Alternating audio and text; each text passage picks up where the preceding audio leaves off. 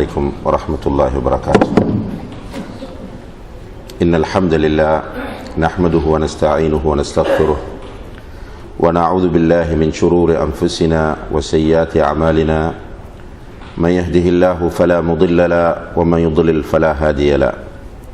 وأشهد أن لا إله إلا الله وحده لا شريك له وأشهد أن محمدا عبده ورسوله. يا أيها الذين آمنوا اتقوا الله حق تقاته ولا تموتن إلا وأنتم مسلمون.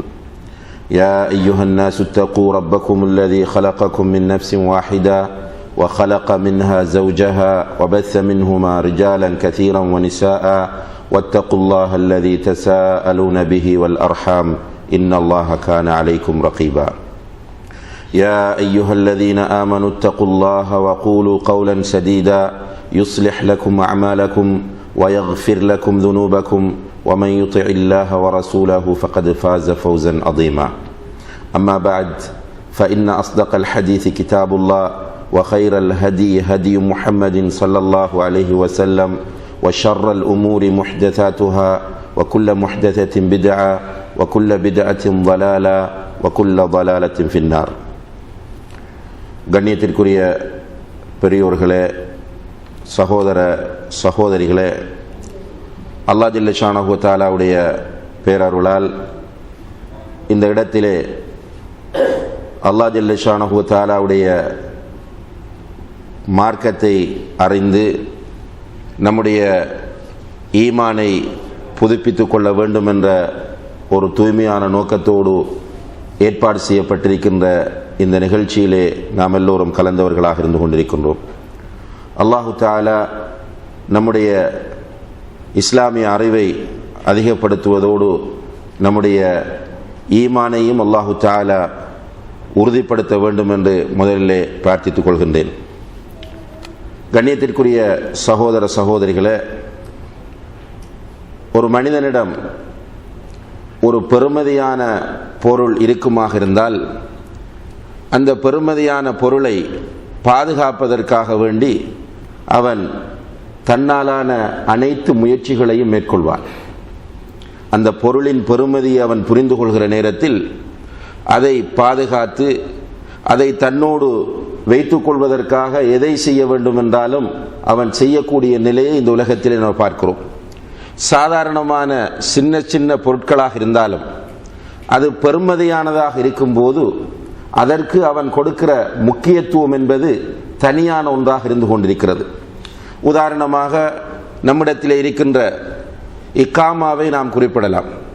இந்த இக்காமா பெறுமதியானது என்பதனால் இதை தொலைத்து விடாமல் இது நம்மோடு இருக்க வேண்டும் என்பதில் எல்லோருமே மிக கவனமாக இருப்போம். யாருமே இந்த விஷயத்தில் அசால்ட்டாக இருப்பது கிடையாது. இதே போன்று ஒரு மனிதனிடத்தில் கொஞ்சம் பணம் இருக்கிறது என்று சொன்னால் அந்த பணத்தை பாதுகாப்பதற்காக அவன் தன்னாலான அத்தனை முயற்சிகளையும் மேற்கொள்கிறான். இதைவிட ஒரு மனிதனிடத்திலே ஒரு பெறுமதியான மாணிக்க கல் இருக்கிறது. அந்த கல் மிகவும் பெறுமதியானது என்று தெரிகிற போது அந்த கல்லை அவன் பாதுகாப்பதற்காக, ஒரு கல்லுத்தான் அது இருந்தாலும் அதனுடைய பெறுமதி பல மில்லியன்கள் என்கிற காரணத்தினால் அதை பாதுகாப்பதற்கு எத்தனையோ முயற்சிகளை அவன் செய்வதை இந்த உலகத்திலே நாம் பார்க்கிறோம்.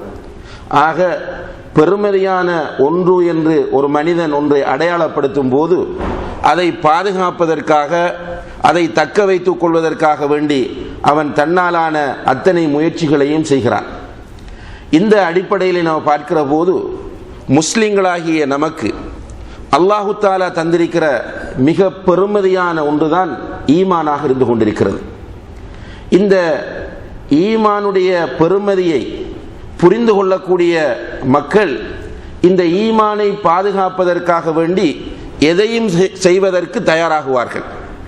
இந்த உலக வரலாற்றை நாம் திரும்பி பார்க்கிற போது ஈமான் பெறுமதியானது என்று புரிந்து கொண்ட மக்கள் இந்த ஈமானை அவர்களோடு வைத்துக் கொள்வதற்காக மேக்சிமம் ஒரு மனிதன் பாதுகாக்க விரும்பக்கூடிய அவனுடைய உயிர், அந்த உயிரையும் துறப்பதற்கு அவர்கள் தயாராக இருந்ததை வரலாறு நமக்கு சொல்கிறது.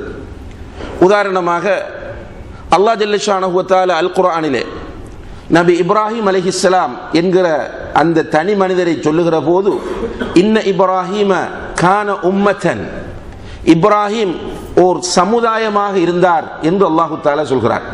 ஒரு தனிநபரை ஒரு சமுதாயம் என்று அல்லாஹு தஆலா குறிப்பிடுகிறார். ஏனென்றால் இந்த தனி மனிதர் ஈமானை பாதுகாத்துக் கொள்வதற்காக வேண்டி ஒரு கட்டத்தில் தன்னுடைய உயிரை கொடுப்பதற்கு தயாரானார். அல்லாஹுதான் உண்மையான கடவுள் என்பதை புரிந்து கொண்டார். அல்லாஹுடைய மார்க்கம்தான் உண்மையான மார்க்கம் என்பதை ஏற்றுக்கொண்டார். அல்லாஹு தாலாவுடைய அந்த வழிகாட்டலை தன்னுடைய வாழ்க்கையில் நடைமுறைப்படுத்துகிறார். அப்போது அவர் ஒரு நெருப்பு மூட்டப்பட்ட கிடங்கிலே தூக்கி வீசப்படுகிற ஒரு கட்டம் வருகிறது. அந்த நேரத்தில் கூட அவர் அந்த மக்களுடைய கால்களிலே விழுந்து மன்னிப்பு கேட்டு என்னை விட்டுவிடுங்கள் என்று கெஞ்சவில்லை. மாறாக தன்னுடைய ஈமானை பாதுகாத்துக் கொள்வதற்காக நெருப்பு கிடங்கிலே அவர் வீசப்படுவதற்கு தன்னை தயார்படுத்திக் கொண்டார். அவர்கள் தூக்கி வீசுகிற போது ஹஸ்பி அல்லாஹு வ நிஅமல் வக்கீல், எனக்கு என்னுடைய அல்லாஹ் போதுமானவன். ஏனென்றால் அல்லாஹ்வை அவர் ஈமான் கொண்டார். அந்த ஈமான் பேசுகிறது. அவர் சொல்லுகிறார், எனக்கு அல்லாஹ் போதுமானவன், நான் பொறுப்பு சாட்டுவதற்கு நும்ரூதோ என்னுடைய தந்தை ஆசரோ இந்த சமுதாயமோ தகுதியானவர்கள் கிடையாது. வநிஅமல் வக்கீல், நான் பொறுப்பு சாட்டுவதாக இருந்தால், என்னுடைய காரியங்களை ஒப்படைப்பதாக இருந்தால் அதற்கு தகுதியானவன் அல்லாஹ் ஒருவன் மாத்திரம்தான் என்று அந்த நேரத்திலும் தன்னுடைய ஈமானை வெளிப்படுத்திக் கொண்டு நெருப்பிலே தூக்கி வீசப்படுகிறார் என்கிற வரலாற்றை குர்ஆன் நமக்கு பதிவு செய்கிறது. அதே போன்று அவருடைய ஈமானை பாதுகாத்துக் கொள்வதற்காக வேண்டி இன்னும் ஒரு பலப்பட்சி அல்லாஹு தஆலா அவருக்கு கொடுக்கிறான். அதுதான் அவருடைய மகனை அறுக்க வேண்டும் என்கிற அந்த பரீட்சை. அந்த பரீட்சையிலும் இப்ராஹிம் அலைஹிஸ்ஸலாம் அவர்கள் சித்தி அடைகிறார்கள். மகனாக இருந்தாலும் அவனை அறுத்துவிட்டு என்னுடைய ஈமானை நான் பாதுகாப்பேன் என்கிற அந்த நிலைக்கு வருவதற்கு காரணம் ஈமான் என்றால் என்ன, ஈமானுடைய பெருமதி என்ன என்பதை அவர்கள் புரிந்து வைத்திருந்தார்கள். அதே போன்று அவர்களுடைய மனைவி சாரா அவர்களை பொறுத்தவரையில் நபி இப்ராஹிம் அலைஹிஸ்ஸலாம் அவர்கள் எகிப்துக்கு அவர்களை அழைத்து செல்கிற போது எகிப்து நாட்டு மன்னன் சாராவை தவறான முறையில் அடைந்து கொள்வதற்காக முயற்சி செய்கிற போது அந்த நேரத்திலே அந்த பெண்மணியின் ஈமான் பேசுகிறது. அல்லாஹ்விடத்திலே அவர்கள் சொல்கிறார்கள், யா அல்லாஹ், என்னுடைய உள்ளத்தில் நான் வைத்திருக்கிற ஈமான் உண்மையானது என்றால் இந்த அரக்கனிடமிருந்து என்னை பாதுகாத்து விடு என்று அல்லாஹ்விடம் பிரார்த்திக்கிறார்கள். அல்லாஹ்வுடைய கராமத் அங்கே வெளிப்படுகிறது. அந்த மன்னனுடைய கைகள் அப்படியே நின்று விட்டன. சாராவை தொடுவதற்காக தூக்கிய கைகள் அப்படியே திமிர்த்து நின்று விட்டதை வரலாறு நமக்கு சொல்லிக் கொண்டிருக்கிறது. அதே போல அல்லாஹு தஆலா அஸ்ஹாபுல் உஹ்தூத் என்ற ஒரு கூட்டத்தை பற்றி அல் குர்ஆனிலே சொல்கிறான். அதாவது கிடங்கு வாசிகள். இந்த கிடங்கு வாசிகளுடைய நிலை என்ன என்று பார்க்கிற போது இந்த மக்கள் அல்லாஹ்தான் உண்மையான கடவுள் என்று புரிந்து கொண்டவர்கள், அல்லாஹ்வை ஈமான் கொண்ட மக்கள். அல்லாஹ்தான் எங்களுடைய உண்மையான கடவுள் என்பதை அவர்கள் உள்ளத்தால் ஏற்று அந்த ஈமானை வெளிப்படுத்துகிறார்கள். வெளிப்படுத்திய நேரத்தில் அந்த பிரதேசத்து மன்னனுக்கு ஆத்திரம் வருகிறது. இந்த மக்களை அவன் அழைத்து எச்சரிக்கை செய்கிறான். நீங்கள் இந்த ஈமானை, நீங்கள் புதிதாக சொல்லக்கூடிய இந்த கொள்கையை நீங்கள் விட்டுவிட வேண்டும், இல்லை என்றால் உங்கள் அனைவரையும் நான் நெருப்பு கிடங்குகளிலே தூக்கி போடுவேன் என்று சொல்கிறார். இந்த மக்கள் ஈமானின் பெருமதியை புரிந்து கொண்டவர்கள். தீயிலிட்டு நீ எங்களை கொளுத்தினாலும் அல்லது தீக்கிடங்கிலே எங்களை நீ தூக்கி போட்டாலும் எங்களுடைய ஈமான் தான் எங்களுக்கு முக்கியம் என்பதிலே அவர்கள் தெளிவாக இருந்தார்கள். அந்த நேரத்திலே அந்த மன்னன் பல நெருப்பு கிடங்குகளை உருவாக்கி அதற்கு பக்கத்திலே அவன் உட்கார்ந்து கொண்டு இந்த மக்களை ஒவ்வொருவராக அந்த நெருப்பு கிடங்கிலே தூக்கி போடுகிறான். இதை அல்லாஹு தஆலா அல் குர்ஆனிலே பதிவு செய்து அந்த ஈமானுடைய பெருமதியை உணர்ந்த மக்களுடைய வரலாற்றை நமக்கு சொல்லி காட்டுகிறான். கடைசியிலே ஒரு தாய் செல்கிறார்கள். அந்த தாய் கையிலே ஒரு பச்சிளம் குழந்தையை வைத்திருக்கிறார்கள். அந்த குழந்தை தாயின் முகத்தை பார்க்கிறது. தாய் குழந்தையின் முகத்தை பார்க்கிறார். தாயுடைய கண்களில் இருந்து கண்ணீர் வடிகிறது. நான் நெருப்பிலே குதிக்கப் போகிறேன், ஏனென்றால் நான் கொள்கையை புரிந்து கொண்டவள். இந்த குழந்தை எதற்காக இந்த நெருப்பிலே குதிக்க வேண்டும் என்ற ஒரு தடுமாற்றம் அந்த தாயினுடைய உள்ளத்திலே வருகிற போது அல்லாஹு தஆலா அந்த இடத்திலே ஒரு கராமத்தை உருவாக்கி அந்த குழந்தையை பேசச் செய்கிறான். அந்த குழந்தை பேசுகிறது, தாயே நீங்கள் சத்தியத்தில் இருக்கிறீர்கள், நீங்கள் இந்த கிடங்கிலே குதித்து விடுங்கள் என்று சொன்னபோது பிள்ளையையும் கூட கொள்கைக்காக வேண்டி தியாகம் செய்கிற அந்த நிலையை அல்லாஹு தஆலா அங்கே ஏற்படுத்தினான் என்பதை பார்க்கிறோம். அதாவது கொள்கையின் பெருமதி, ஈமானின் பெருமதி அந்த மக்களுக்கு தெரிந்த காரணத்தினால் அவர்களுடைய உயிரை துறப்பதோடு மாத்திரம் நிற்காமல் பிள்ளையையும் சேர்த்து குழந்தையும் சேர்த்து அங்கே செல்வதை பார்க்கிறோம். அதே போன்று இந்த ஈமானின் பெருமதியை வாழ்ந்த மக்களுக்கு, பெருமதியை உணர்ந்து வாழ்ந்த மக்களுக்கு நபி மூசா அலைஹிஸ்ஸலாம் அவர்களுடைய வாழ்க்கையில் இருந்து, அந்த சமூகத்திலிருந்து பல படிப்பினைகளை குர்ஆனும் ஹதீஸும் நமக்கு பதிவு செய்கிறது. ஈமானுடைய பெருமதியை புரிந்து கொண்ட மக்கள் பலர் அங்கே இருந்தார்கள். அவர்களை அல்லாஹு தஆலா நமக்கு அடையாளப்படுத்துகிறார். அதிலே முதன்மையானவராக அல்லாஹ் அடையாளப்படுத்துவது வதரபல்லாஹு மஸலன் லில்லதீன ஆமனு இம்ரஅத ஃபிர்அவுன், ஈமான் கொண்டவர்களுக்கு முன்னுதாரணமாக அல்லாஹ் சொல்வது ஃபிர்அவுனுடைய மனைவி. ஈமான் கொண்டவர்களுக்கு முன்னுதாரணமாக அல்லாஹ் காட்டுவது ஃபிர்அவுனுடைய மனைவியை. ஏனென்றால் இஸ் قالت رب ابن لي عندك بيتا في الجنة ونجني من فرعون وعمله ونجني من القوم الظالمين.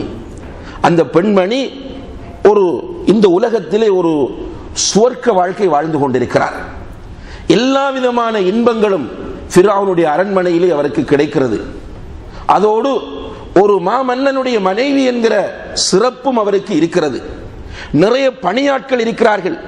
கேட்டதெல்லாம் இந்த உலகத்தில் கிடைக்கக்கூடிய ஒரு சொகுசான வாழ்க்கை வாழ்ந்து கொண்டிருக்கிறார்கள். ஆனால் ஈமான் அவர்களுடைய உள்ளத்தை வந்து அடைந்தது. அந்த ஈமானின் பெருமதி அவர்கள் புரிந்து கொண்டார்கள். எனவே அவர்கள் தனிமையிலே போய் உட்கார்ந்து அல்லாஹ்விடம் அழுகிறார்கள். அழுதழுது அல்லாஹ்விடம் கேட்கிறார்கள், ரப்பிபினிலி இந்தக பைத்தன் ஃபில் ஜன்னா, யா அல்லாஹ் உன்னிடத்தில் எனக்காக சுவர்க்கத்தில் ஒரு வீட்டை கட்டி, வனஜ்ஜினி மின் ஃபிர்அவுன், இந்த ஃபிர்அவுனுடைய ஆடம்பரமான வாழ்க்கையிலிருந்து, இந்த ஃபிர்அவுனுடைய அநியாயமான இந்த வாழ்க்கையிலிருந்து இவனிடமிருந்து என்னை பாதுகாத்து விடு, வனஜ்ஜினி மினல் கௌமில் ஸாலிமீன், இந்த அநியாயக்கார கூட்டத்திடமிருந்தே என்னை எடுத்து விடு, இந்த உலக வாழ்க்கை எனக்கு வேண்டாம், இவர்களிடமிருந்து என்னை பாதுகாத்து என்னை சுவர்க்கத்திற்குரிய ஒரு பெண்ணாக மாற்றிவிடு என்று தன்னுடைய ஈமானை பாதுகாப்பதற்காக அந்த அரண்மனை வேண்டாம், அந்த அரண்மனை சுகம் வேண்டாம், அந்த அரக்கனுடைய அந்த சகவாசம் வேண்டாம் என்று அல்லாஹ்விடத்திலே பிரார்த்திக்கிறார்கள். எனவே ஈமான் பெருமதியானது என்பதை புரிந்து கொண்டதனால் அவர்களுடைய வாயிலிருந்து வெளிப்படக்கூடிய வார்த்தைகளாக இதை அல்லாஹ் குர்ஆனில் பதிவு செய்கிறான். அதே போன்றுதான் அல்லாஹு தஆலா இந்த மூசா அலைஹிஸ்ஸலாம் அவர்களுடைய சமூகத்தில் அடையாளப்படுத்துகிற ஈமானின் பெருமதியை புரிந்து கொண்ட மக்களில் ஒரு கூட்டம் தான் அந்த மந்திரவாதிகள். ஃபிர்அவுன் மூசா அலைஹிஸ்ஸலாம் அவர்கள் ஒரு பொய்யன், ஒரு மெஜிஷியன் என்று இந்த சமூகத்திற்கு காட்ட வேண்டும் என்று விரும்பினான். அதற்காக வேண்டி அந்த காலத்திலே மந்திர கலையிலே சிறப்பு தேர்ச்சி பெற்ற மந்திரவாதிகள் அனைவரையும் ஒரு மைதானத்திற்கு அழைக்கிறான். மூசா அலைஹிஸ்ஸலாம் அவர்களையும் அழைக்கிறான். ஒரு போட்டியை ஏற்பாடு செய்கிறான். மந்திரவாதிகள் அவர்களுடைய மந்திர கலையில் உயர்ந்த நுட்பங்களை எல்லாம் கற்று அந்த மந்திரத்தை அந்த இடத்திலே ஜெயிக்க வைப்பதற்காக தயார் நிலையிலே வருகிறார்கள். மூசா அலைஹிஸ்ஸலாம் அவர்களை பார்த்து அவர்கள் கேட்கிறார்கள், முதலில் யார் ஆரம்பிப்பது? ஊர் மக்கள் எல்லோரும் அந்த மைதானத்தை வளைத்து நிற்கிறார்கள், சூழ்ந்து நிற்கிறார்கள். ஃபிர்அவுன் ஒரு உயர்ந்த இடத்திலே இருந்து அந்த காட்சியை பார்த்து கொண்டிருக்கிறான். அந்த கிரவுண்டின் ஒரு பகுதியிலே மந்திரவாதிகள், இன்னும் ஒரு பகுதியிலே தட்டத்தனியே மூசா அலைஹிஸ்ஸலாம் அவர்கள். மந்திரவாதிகள் அனைவருமே மூசாவை பார்த்து கேட்கிறார்கள், முதலில் யார் ஆரம்பிப்பது? மூசா அலைஹிஸ்ஸலாம் அவர்கள் சொன்னார்கள், நீங்கள் ஆரம்பியுங்கள் என்று.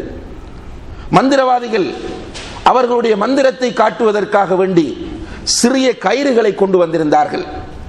அந்த கயிறுகளை எல்லாவற்றையும் மைதானத்திலே போடுகிறார்கள், திறந்த வெளியிலே போடுகிறார்கள். போட்டதும் மக்களுடைய கண்களுக்கு அவை பாம்புகள் போன்று தெரிகின்றன. ஏன்? மூசா அலைஹிஸ்ஸலாம் அவர்களுக்கும் அது பாம்பு போன்றுதான் தெரிந்தது. மூசா அலைஹிஸ்ஸலாம் அவர்களுடைய உள்ளத்தில் ஒரு பயம் ஏற்பட்டு விட்டது. அல்லாஹ் குர்ஆனில் சொல்கிறார், நிறைய அந்த மைதானத்தின் எல்லா இடங்களிலும் போடப்பட்ட கயிறுகள் பாம்புகள் போன்று நெளிந்து கொண்டிருக்கின்றன. அந்த நேரத்திலே மூசா அலைஹிஸ்ஸலாம் அவர்கள் அல்லாஹ்வை நினைக்கிறார்கள். அல்லாஹ் தஆலா சொல்கிறான், மூசாவே உன்னுடைய கையிலே இருக்கக்கூடிய தடியை கீழே போடு என்று சொல்கிறான். மூசா அலைஹிஸ்ஸலாம் அவர்கள் தடியை கீழே போட்டார்கள். அந்த தடி ஒரு பாம்பாக மாறுகிறது. மாறி அது அந்த இடத்திலே காணப்பட்ட அத்தனை சிறிய பாம்புகளையும் போய் அப்படியே விழுங்கிவிட்டு மூசா அலைஹிஸ்ஸலாம் அவர்களுக்கு முன்னால் வந்து பாம்பு போன்று நிற்கிறது. மூசா அலைஹிஸ்ஸலாம் அவர்களுக்கு ஒரு பயம் வருகிறது, இதை எப்படி பிடிப்பது என்று. அல்லாஹ் சொல்லுகிறான், ஹுத்ஹா சனுஈதுஹா சீரத்தஹல் ஊலா, மூசாவே இதை பிடியுங்கள், அதனுடைய ஆரம்ப வடிவத்திற்கு நாங்கள் கொண்டு வந்து தருவோம். மூசா அலைஹிஸ்ஸலாம் அவர்கள் குனிந்து பிடித்தார்கள், கையில் தடி வருகிறது. இதை பார்த்த மந்திரவாதிகள் அத்தனை பேரும் அதிசயித்து போனார்கள். இது நிச்சயமாக மேஜிக் அல்ல, இது அதை தாண்டி ஒரு தெய்வீக சக்தி என்பதை புரிந்து கொண்டு ஈமான் கொள்கிறார்கள். அவர்களுடைய ஈமானை அந்த இடத்திலேயே வெளிப்படுத்துகிறார்கள். மூசாவுடைய ரப்பை நாங்கள் ஈமான் கொண்டோம், இந்த உலகங்களின் இரட்சகனை நாங்கள் ஈமான் கொண்டோம் என்று உரக்கச் சொல்லுகிறார்கள்.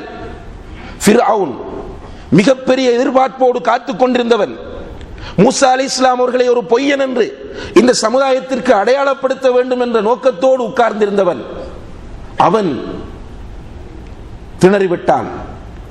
அவர்களிடத்திலே வந்து கேட்கிறான், ஆமன்தும் லஹு கப்ல அன் ஆதன லகும், நான் அனுமதி தருவதற்கு முன்னால் நீங்கள் இந்த மூசாவையும் அவனுடைய ரப்பையும் ஈமான் கொண்டு விட்டீர்களா?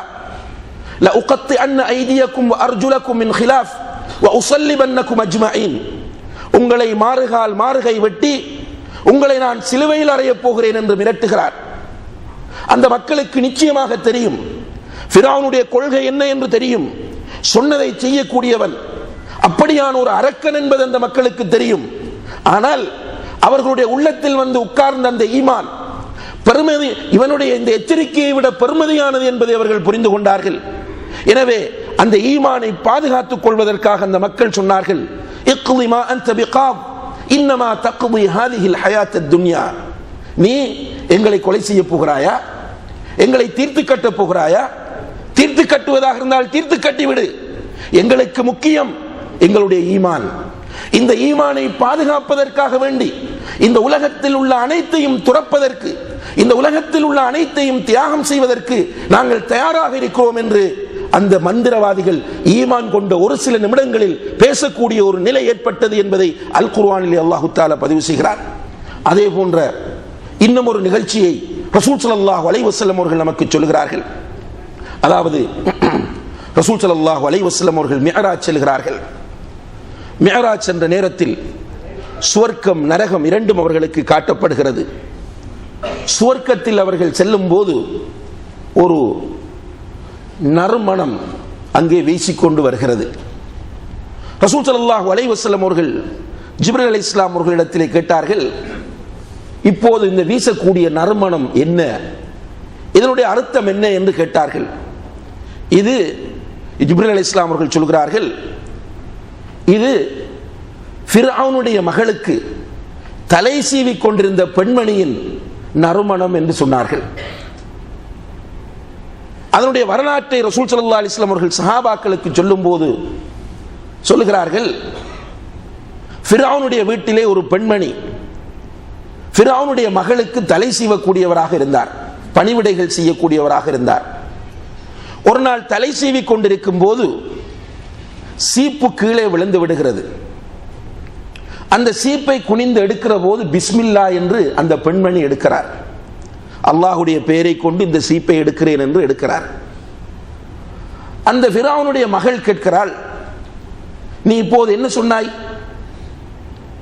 பிஸ்மில்லா என்று சொன்னால் என்னுடைய தந்தையை நீ கடவுளாக ஏற்றுக்கொள்ளவில்லையா என்று அந்த பெண்மணி கேட்கிறார். கேட்டதற்கு அந்த தலை சீவி விடுகிற பெண்மணி தெளிவாக சொன்னார்கள், உன்னுடைய தந்தை கடவுள் கிடையாது, உன்னுடைய தந்தை நான், நீ, நம் அனைவருக்கும் உரிய கடவுள் அல்லாஹ்தான் என்று சொன்னார்கள்.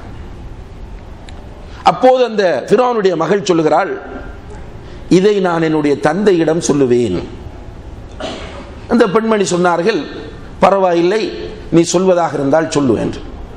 உடனடியாக ஓடிச் சென்று தந்தையிடம் செய்தியை சொன்ன போது ஃபிரௌன் இந்த பெண்மணியை அழைத்து அதட்டுகிறான், மிரட்டுகிறான். நீ என்னை கடவுளாக ஏற்றுக்கொள்ள வேண்டும் என்று நிர்பந்திக்கிறான். அந்த பெண்மணி தெளிவாக சொன்னார்கள், ரப்பி வ ரப்புக்கல்லாஹ், என்னுடைய ரப்பும் உன்னுடைய ரப்பும் அல்லாஹ் தான் என்று சொன்னார்கள். ஒரு மன்னனுக்கு முன்னால், ஒரு கொடுங்கோலனுக்கு முன்னால் ஒரு வேலைக்கார பெண்மணி, அந்த வீட்டிலே பணிவிடை செய்கிற பெண்மணி துணிந்து பேசுகிற ஒரு நிலையை அந்த ஈமான் அங்கே உருவாக்குகிறது. அவர்கள் சொன்னார்கள், ரப்பி வ ரப்புக்கல்லாஹ், என்னுடைய ரப்பும் உன்னுடைய ரப்பும் அல்லாஹ் தான் என்று சொன்ன நேரத்திலே அந்த பெண்மணிக்கு நிறைய அச்சுறுத்தல்களை விடுத்தான். அந்த பெண்மணி அந்த எந்த அச்சுறுத்தலுக்கும் பணியவில்லை, மிக தெளிவாக இருந்தார்கள். கடைசியிலே இவன் இந்த பெண்மணியின் வீக் பாயிண்ட் எங்கே இருக்கிறது என்று பார்க்கிறான். பார்த்தால் இந்த பெண்மணிக்கு 3 அல்லது 4 குழந்தைகள். அந்த குழந்தைகளை அழைத்து வர சொல்கிறான். குழந்தைகள் அழைத்து வரப்படுகிறார்கள். அங்கே ஒரு பெரிய பாத்திரத்தை வைத்து அதிலே எண்ணெயை ஊற்றி நெருப்பை மூட்டி அந்த எண்ணெயை கொதிக்க செய்கிறான். கொதிக்க செய்துவிட்டு கேட்கிறான், இப்போது சொல், உன்னுடைய ரப்பு யார்? அந்த பெண்மணி தெளிவாக சொன்னார்கள், ரப்பி வ ரப்புக்கல்லாஹ், என்னுடையவும் உன்னுடையவும் ரப்பு அல்லாஹ் தான் என்று சொன்னார்கள்.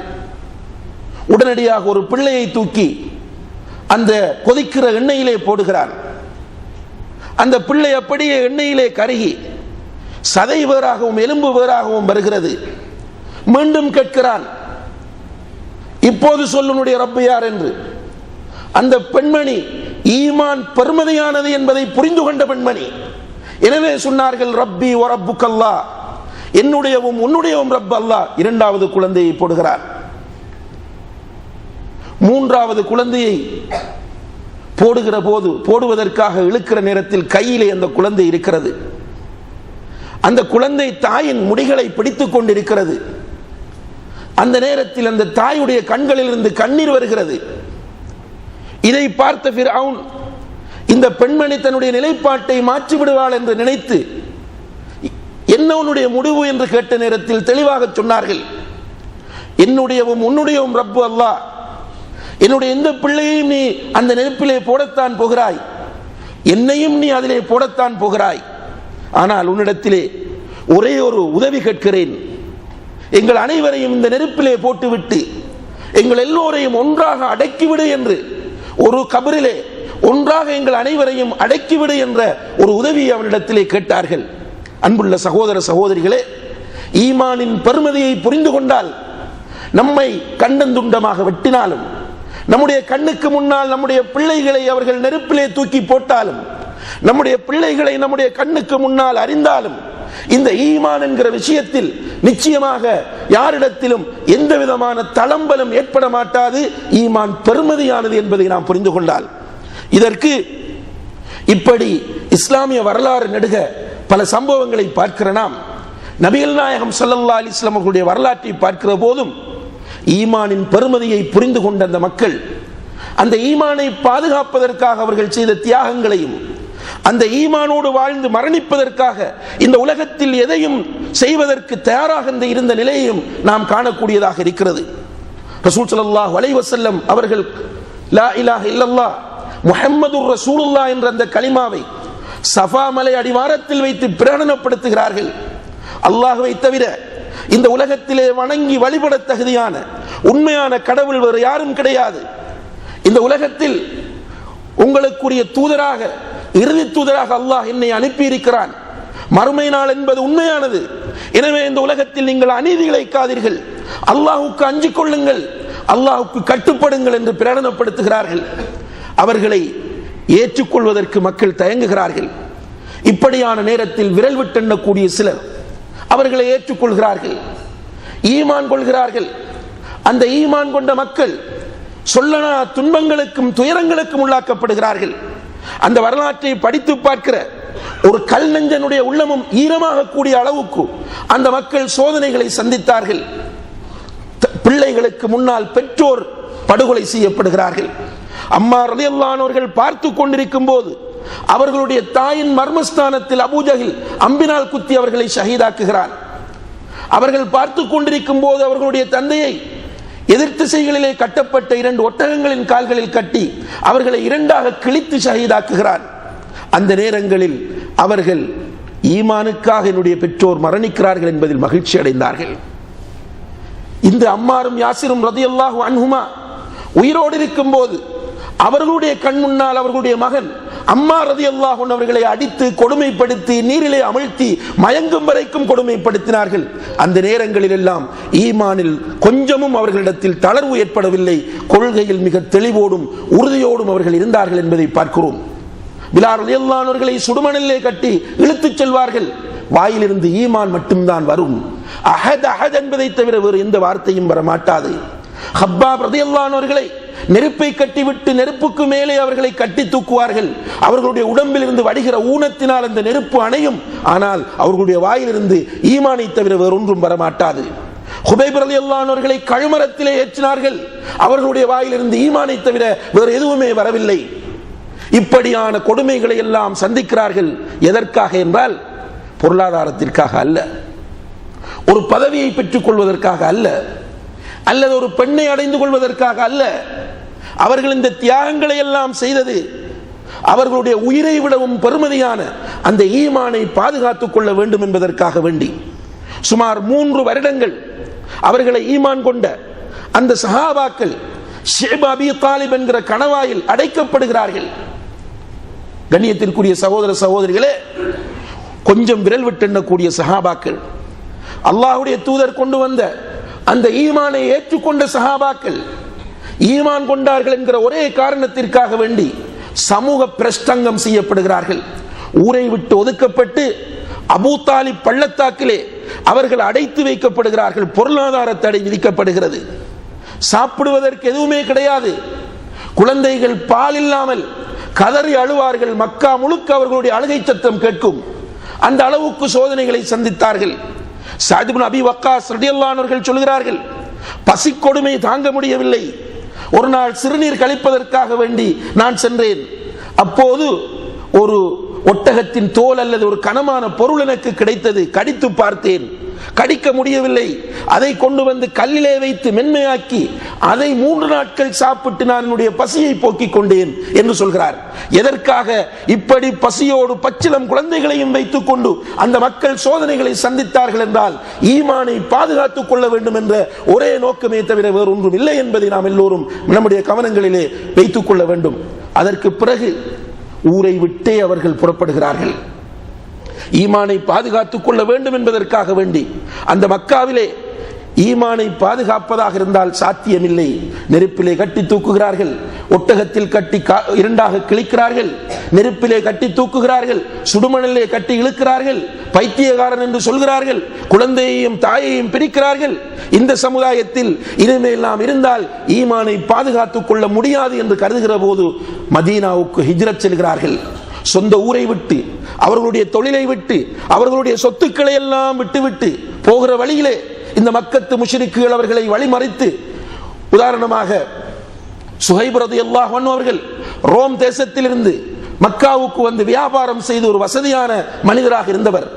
அவர் மக்காவிலிருந்து மதீனாவுக்கு ஹிஜ்ரத் செல்லும் போது வழியிலே அவர்களை மறித்து இந்த மக்கத்து முஷ்ரிக்குகள் சொன்னார்கள், வரும்போது நீர் வெறும் கையோடு வந்தீர், இப்போது எங்கே உனக்கு இந்த பொருளாதாரம் எல்லாம் வந்தது என்று அவரை அந்த வழியிலே வைத்து எச்சரிக்கை செய்யும் போது அவர் சொல்கிறார், உங்களுக்கு இந்த பொருளாதாரம் தானே வேண்டும், இதோ கிடக்கிறது பொருளாதாரம் என்று அத்தனை பொருளாதாரத்தை அவர்களுடைய முகத்திலே தூக்கி எறிந்துவிட்டு ஈமானோடு மதீனாவை சென்றடைகிறார்.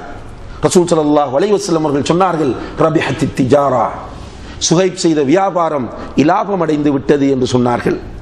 இப்படி மதீனாவுக்கு போன பிறகும் ஈமானை பாதுகாத்துக் கொள்வதற்காக வேண்டி சொல்லோனா துன்பங்களையும் துயரங்களையும் அந்த சஹாபாக்கள் சந்தித்தார்கள் என்பதை இஸ்லாமிய வரலாற்றை படித்து பார்க்கிற நேரத்தில் நாம் காண முடிகிறது.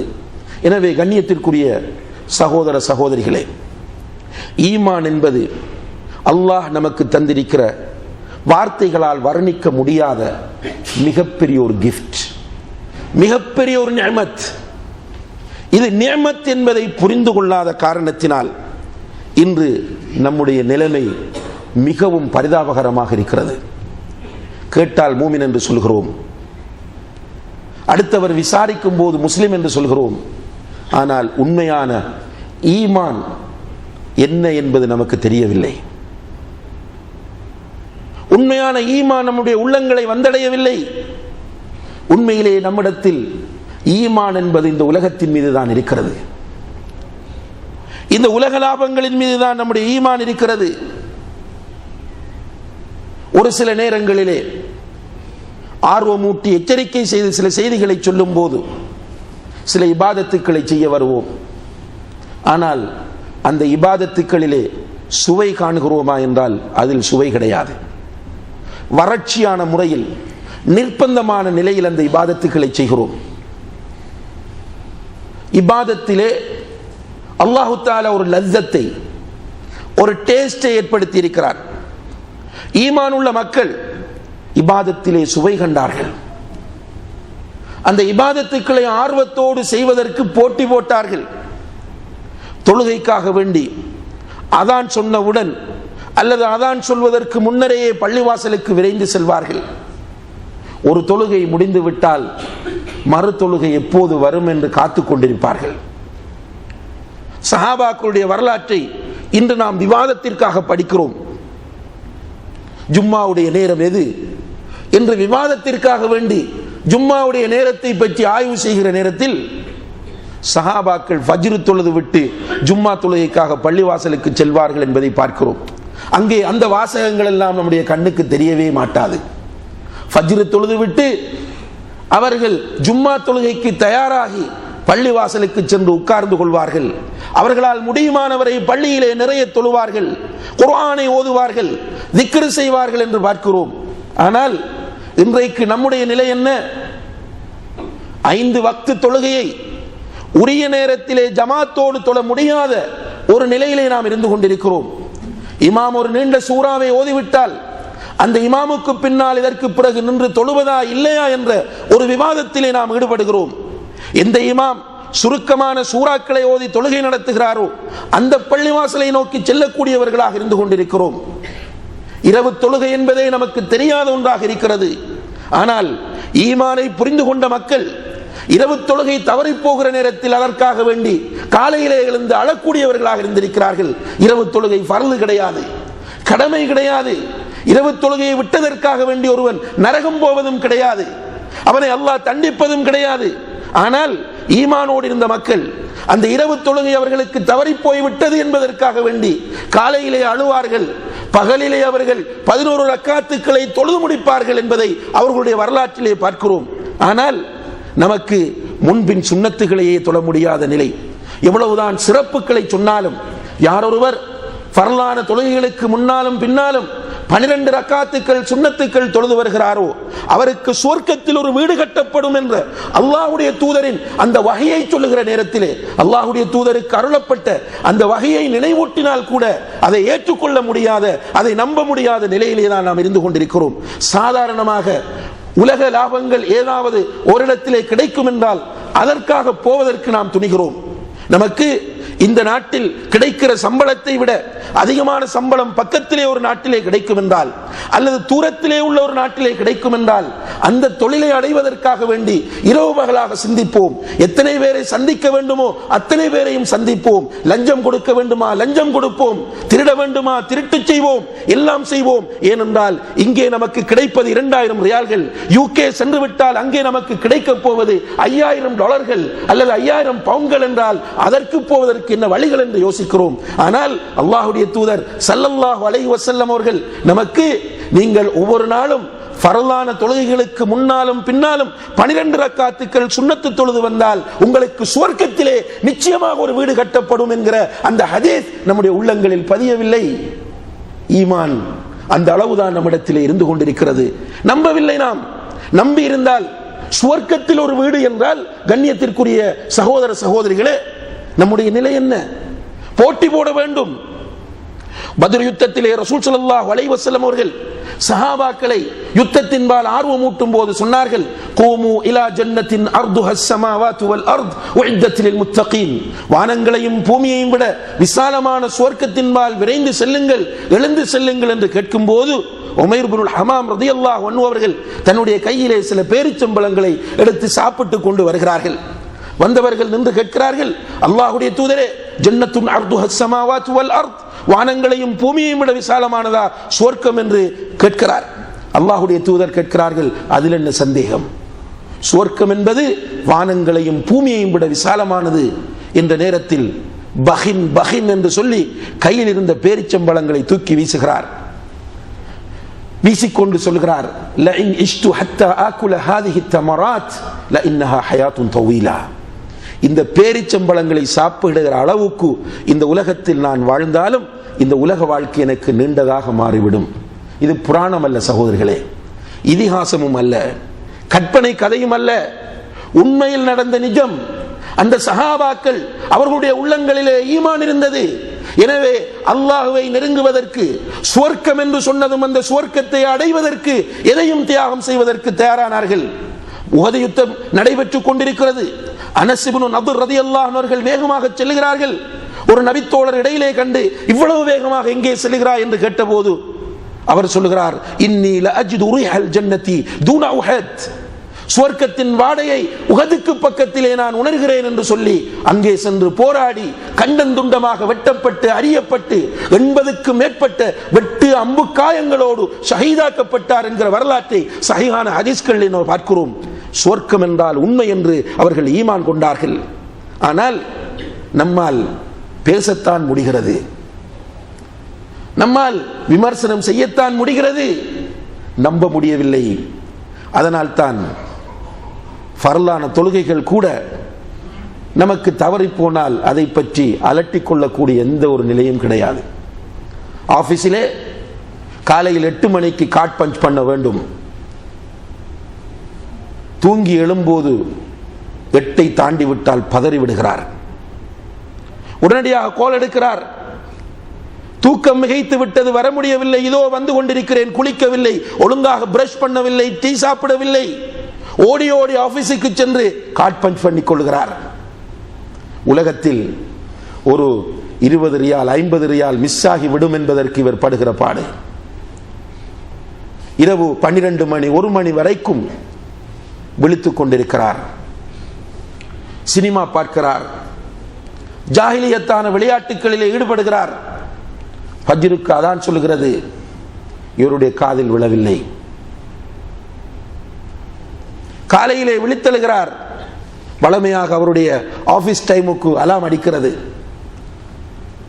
குளிக்கிறார், காலை கடன்களை முடிக்கிறார், ஆபீஸ் செல்கிறார், தன்னுடைய பணியை தொடர்கிறார். இன்று நான் ஃபஜ்ர் தொழவில்லை என்ற எந்த ஒரு ஃபீலிங்ஸும் கிடையாது. உரிய நேரத்தில் நான் ஃபஜ்ரை நிறைவேற்றவில்லை என்கிற எந்த கவலையும் கிடையாது. கண்ணியத்திற்குரிய சகோதர சகோதரிகளே, எத்தனை பேர் நமக்கு ஃபஜ்ர் உரிய நேரத்தில் தவறிவிட்டது என்று இதுவரை அழுதிருக்கிறோம் என்று சொல்லுங்கள் பார்க்கலாம். அல்லாஹ்விடத்திலே தௌபா செய்கிற நேரத்திலே, யா அல்லாஹ், இன்று ஃபஜ்ர் தொழுகையை நான் தவறவிட்டு விட்டேன், என்னை மன்னித்து விடு, இல்லை என்றால் நான் அழிந்து நாசமாய் போய் விடுவேன் என்று அல்லாஹ்விடத்திலே அழுது தௌபா செய்தவர்கள் நம்மில் எத்தனை பேர் இருப்பார்கள்? தாவா பேசுவோம், மார்க்கம் பேசுவோம், இதற்காக வேண்டி நிறைய வாக்குவாதங்களிலே தர்க்கங்களில் எல்லாம் ஈடுபடுவோம், நிறைய கஷ்டப்படுவோம். ஆனால் ஒரு தொழுகை தவறி போவது நமக்கு ஒரு பெரிய பொருட்டே கிடையாது. ஒரு நண்பனுடைய கால் மிஸ் ஆனால் கவலைப்படுகிறான், வீட்டிலிருந்து வந்த கால் மிஸ் ஆனால் கவலைப்படுகிறான், தொழுகை மிஸ் ஆனது கவலை இல்லை. இதுதான் இன்று நம்முடைய ஈமானின் நிலையாக இருந்து கொண்டிருக்கிறது. பாவங்களை செய்கிறோம். இந்த பாவங்கள் ஈமான் உள்ளவர்களை பொறுத்தவரையில் அவர்களுடைய தூக்கத்தை கெடுக்கும். ரசூல் ஸல்லல்லாஹு அலைஹி வஸல்லம் அவர்கள் உருவாக்கிய அந்த சமூகத்தை பார்க்கும்போது சின்ன சின்ன பாவங்களை செய்த சஹாபாக்களும் அழுது கொண்டு அல்லாஹ்வுடைய தூதரிடம் ஓடி வருவார்கள். அல்லாஹ்வுடைய தூதரே, நான் இப்படி செய்து விட்டேன், எனக்கு என்ன தீர்வு, எனக்கு என்ன தண்டனை என்று கேட்பார்கள். ரசூல் ஸல்லல்லாஹு அலைஹி வஸல்லம் அவர்கள் அதற்குரிய தீர்வை சொல்லும் வரைக்கும் பின்னால் சுற்றி கொண்டே இருப்பார்கள். தண்டனை கிடைக்கும் வரைக்கும் அல்லாஹ்வுடைய தூதர் இந்த இடத்தில் நமக்கு விட்டுக் கொடுத்தார்கள், ரசூலுல்லாஹி அலைஹி வஸல்லம் அவர்களை போக சொல்லி விட்டார்கள் என்று அவர்கள் பின்வாங்க மாட்டார்கள். மாயிஸ் இப்னு மாலிக் ரலியல்லாஹு அன்ஹு, காமிதியா என்கிற கோத்திரத்தைச் சேர்ந்த அந்த பெண்மணி இவ்வாறான அந்த நபித்தோழர்கள் பாவம் செய்துவிட்டு அல்லாஹ்வுடைய தூதரிடத்தில் வந்து பிராயச்சித்தம் தேடும் போது அல்லாஹ்வுடைய தூதர் அவர்களை போகச் சொல்லுகிறார்கள். நாம் என்றால் உடனடியாக தப்பி ஓடிவிடுவோம். ஆனால் அந்த சஹாபாக்கள் பின்னால் நின்று தண்டனையை பெற்று இந்த உலகத்திலே கொலை செய்யப்படுகிறார்கள். அதுவரைக்கும் சுற்றி சுற்றி வந்தார்கள். இந்த காமிதியா என்கிற கோத்திரத்து பெண்மணி சுமார் 3 வருடங்கள் அல்லாஹ்வுடைய தூதரை சுற்றி வந்து கொண்டே இருந்தார். அந்த தண்டனையை பெறும் வரைக்கும் அந்த பெண்மணிக்கு தூக்கம் வரவே இல்லை. காரணம், உள்ளத்தில் ஈமான். நாளை ரப்புக்கு முன்னால் நிற்பது உண்மை என்பதை அவர்கள் நம்பினார்கள். இன்றைக்கு நாம் எந்த அளவு அதை உண்மையாக எடுத்திருக்கிறோம் என்று நம்மை நாம் கேட்டு பார்க்க கடமைப்பட்டிருக்கிறோம். உண்மையிலே அல்லாஹுக்கு முன்னால் நிற்பது உண்மைதானா? அல்லாஹ் என்னை நிர்வாணமாக அவனுக்கு முன்னால் நிறுத்துவது உண்மைதானா? அல்லாஹு தஆலா என்னுடைய வாய்க்கு முத்திரையிடுவது உண்மைதானா? அல்லாஹ் சூரியனை என்னுடைய தலைக்கு 1 மைலுக்கு அப்பால் கொண்டு வந்து நிறுத்துவது உண்மைதானா? என்னுடைய கைகளும் கால்களும் பேசும் என்பது உண்மைதானா? அல்லாஹ் ஜல்ல ஷானஹு வ தஆலா என்னோடு நேரடியாக மொழிபெயர்ப்பாளர்கள் இல்லாமல் பேசுவான் என்பது உண்மைதானா? இதை நான் ஏற்றுக்கொண்டிருக்கிறேனா? ஆபீஸுக்கு செல்லும் போது தாமதித்து சென்றால் சம்பளத்தை குறைப்பார்கள், அன்றைய தினத்திற்குரிய சம்பளத்தை தர மாட்டார்கள் என்பது உண்மை என்று நம்புகிற காரணத்தினால் உரிய நேரத்திற்கு வேலைக்கு செல்ல முயற்சி செய்கிறோம். விமானத்திற்கு செல்ல நாம் திட்டமிடும் போது உரிய நேரத்திற்கு செல்லவில்லை என்றால் விமானத்தை எடுத்து விடுவார்கள், விமானம் பறந்துவிடும், புறப்பட்டு விடும் என்று நம்புவதனால் உரிய நேரத்திற்கு முன்னால் அங்கே போய் நிற்கிறோம். இப்படி மஹ்ஷரிலே நடக்கக்கூடிய இந்த செய்திகள் பலமுறை நமக்கு சொல்லப்பட்டிருக்கின்றன. குர்ஆனின் மூலமும் ஹதீஸின் மூலமும் மிம்பர்களிலே வைத்து, இப்படியான மேடைகளிலே வைத்து, வகுப்புகளிலே வைத்து நமக்கு சொல்லப்பட்டிருக்கின்றன. ஆனால் இப்படியான ஒரு நாளை நாம் சந்திப்போம் என்கிற நம்பிக்கை நம்மிடத்திலே இருக்கிறதா என்று நாம் ஒவ்வொருவரும் நம்மை பற்றி கேட்கும் போதுதான் நிச்சயமாக அப்படி ஒரு நம்பிக்கை நமக்கு வரவில்லை. ஒரு பாரம்பரிய சிந்தனை, சில மூட நம்பிக்கைகள் ஆரம்ப காலங்களிலே இருந்து வரும். சில இடங்களிலே காகம் கத்தினால் ஏதாவது ஒன்று நடக்கும், அல்லது ஆந்தை அலறினால் ஏதாவது ஒரு நிகழ்வு இடம்பெறும் என்று மக்கள் பாரம்பரியமாக பேசிக்கொண்டு வந்தார்கள். அதை பின்னால் வந்த மக்களும் நம்பினார்கள்.